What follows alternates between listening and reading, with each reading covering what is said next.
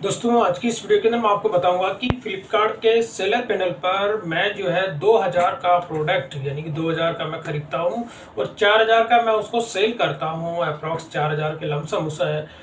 जो प्रोडक्ट है मेरा उसको सेल करता हूं और उसके बावजूद भी जो है कुछ कंडीशन ऐसी होती है कि उसमें मेरे को प्रॉफिट अर्न नहीं हो पाता है। तो कौन कौन सी ऐसी कंडीशन है और किस कंडीशंस पे जो है आप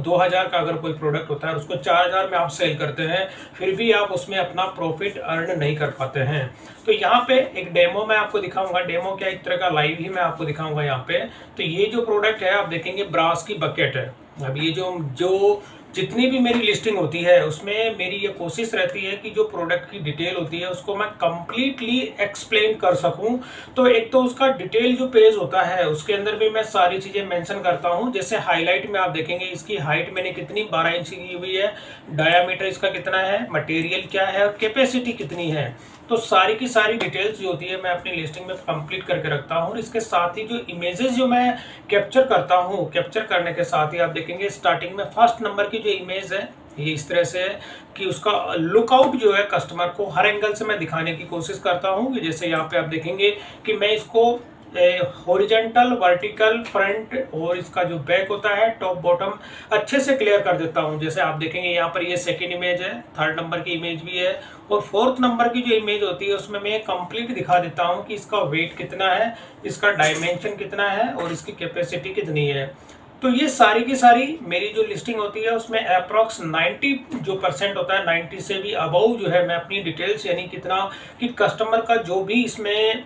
जानना चाहता है जो कंप्लीट इन्फॉर्मेशन होती है वो मैं अपनी फोटो के जरिए और डिटेल दोनों ही इसमें कंप्लीट मेंशन कर देता हूं ताकि किसी भी तरह से कस्टमर का जो सेटिस्फेक्शन होता है वो इसमें कंप्लीट हो जाए। उसको ये पता रहे कि जो मैं प्रोडक्ट इसमें ऑर्डर कर रहा हूं वो मेरे को किस साइज में मिलेगा, क्या उसका कैपेसिटी है और क्या उसका वेट है। तो ये सारी चीजें कंप्लीट मेंशन है और कस्टमर को मैं वही चीज भेजता हूं जो मैं यहाँ पे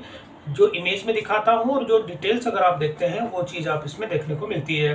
तो ये जो प्रोडक्ट है मैं 2000 का इसको अपने परचेज करता हूं, 4000 का मैं इसको फ्लिपकार्ट पे सेल कर रहा हूं।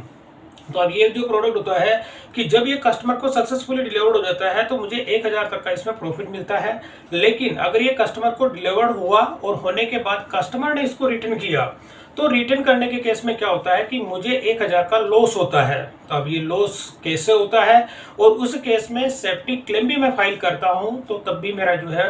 प्रॉफिट अर्न नहीं कर पाता हूं, उसमें भी मुझे लॉस देखने को मिलता है। तो यहाँ पर क्या होता है कि ये जो प्रोडक्ट होता है आप देखेंगे 7 डे की रिटर्न पॉलिसीज यानी कस्टमर इस प्रोडक्ट को जो है 7 दिन के अंदर रिटर्न कर सकता है।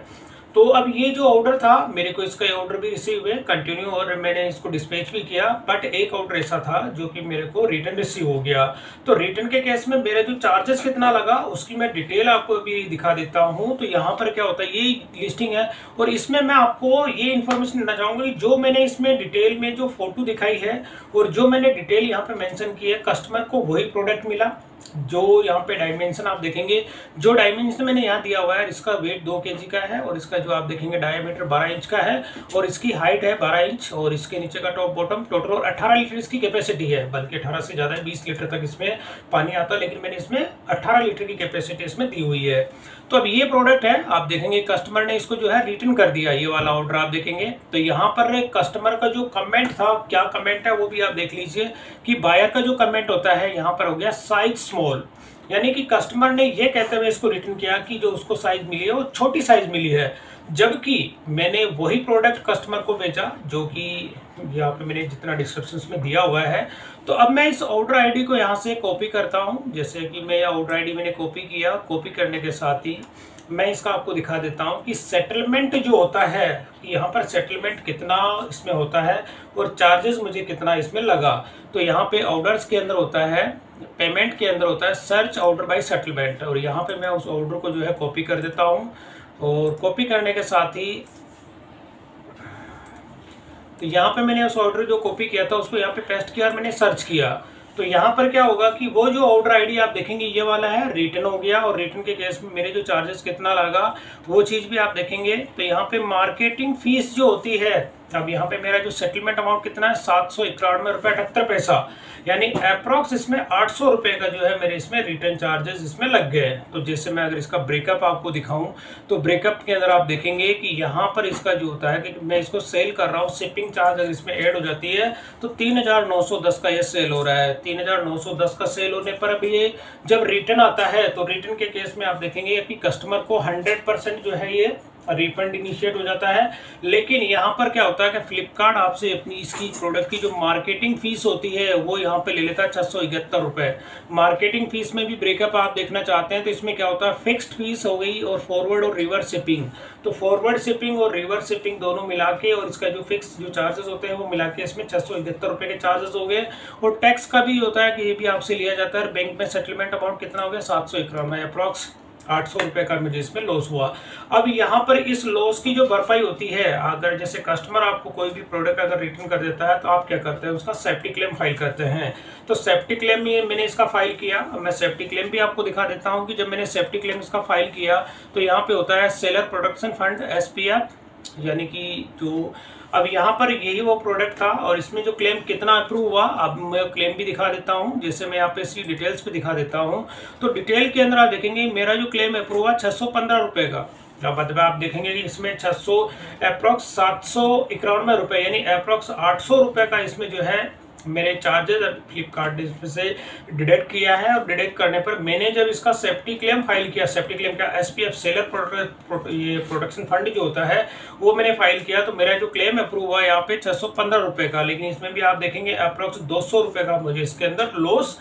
हुआ है। अब मैं आपको प्रोडक्ट की इमेज भी दिखा देता हूँ जो कस्टमर ने मुझे भेजी है। जब मैंने ये देखी ये सारी जो मैंने इमेजेस अभी आपको दिखाई है वही सारी इमेजेस है। जैसे फर्स्ट नंबर की इमेज मैं आपको ये दिखा देता हूँ तो ये वाला जो मैंने फ्रंट में आपको दिखाया था ये वही इमेज है जो मैंने आपको लिस्टिंग में दिखाई थी। जैसे आप देखेंगे कि ये वाली इमेज है, ये वाली है, बकेट बिल्कुल डिजाइन सब कुछ वैसा ही है। अगर सेकंड वाली इमेज अगर मैं आपको दिखा देता हूँ तो सेकंड वाली इमेज आप देखेंगे कि इस तरह से कस्टमर जब इस तरह के जो प्रोडक्ट होते हैं इनको यूज करके आपको रिटर्न करता है। अब यूज करने के बाद ब्रास का अगर कोई भी प्रोडक्ट कस्टमर यूज करता है तो उस केस में क्या होता है कि आप इस तरह के जो प्रोडक्ट होते हैं थोड़ा सा रीसेल करना उसको थोड़ा मुश्किल हो जाता है। तो प्रोडक्ट वही है और जो चीज कस्टमर की रिक्वायरमेंट थी उसी तरह के जो प्रोडक्ट मैंने ये इमेजेस जो है फ्लिपकार्ट के साथ में शेयर की थी कि मैंने यहाँ पर मेंशन किया था कि कस्टमर इस तरह के जो प्रोडक्ट होते हैं उनको यूज करके आपको रिटर्न कर देता है। तो यहाँ पर क्या होता है कि जब इस तरह के प्रोडक्ट अगर आपके पास वापस आ जाते हैं तो रिटर्न के केस में जो होती है आप इन प्रोडक्ट को बिना पॉलिश के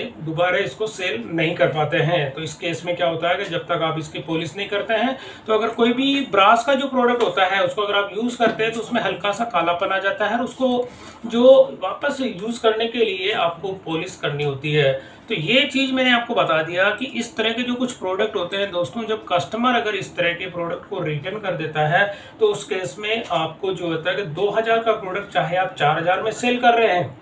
लेकिन उसमें क्या होता है कि जब कस्टमर की ओर से वो रिटर्न हो जाता है तो आपका प्रॉफिट लॉस में कन्वर्ट हो जाता है। तो यहाँ पे हमेशा इस तरह के अगर प्रोडक्ट आप सेल करते हैं तो हमेशा इस चीज को ध्यान में रखें कि कोई भी अगर प्रोडक्ट आपका कॉस्टली अगर प्रोडक्ट होता है जब उसको कस्टमर अगर रिटर्न कर देता है तो उस केस में आपको लॉस देखने को मिलता है। तो आप प्राइसिंग अपनी जो होती है कि 2 से 4000 आप मान के चलेंगे कि जस्ट मैं डबल प्राइस में इसको सेल कर रहा हूँ तो डबल से भी अप्रोक्स आपको 2.5 से 3 गुने प्राइस में आपको सेल करना चाहिए। क्योंकि इस तरह के जो प्रोडक्ट होते हैं जब आपके पास रिटर्न आ जाता है और रिटर्न के केस में क्या होता है कि जब आपका सेफ्टी क्लेम अगर जो उसका रेशो होता है, अब आप देखेंगे 600 रुपये मेरे इसके अंदर सेफ्टी क्लेम यहाँ पे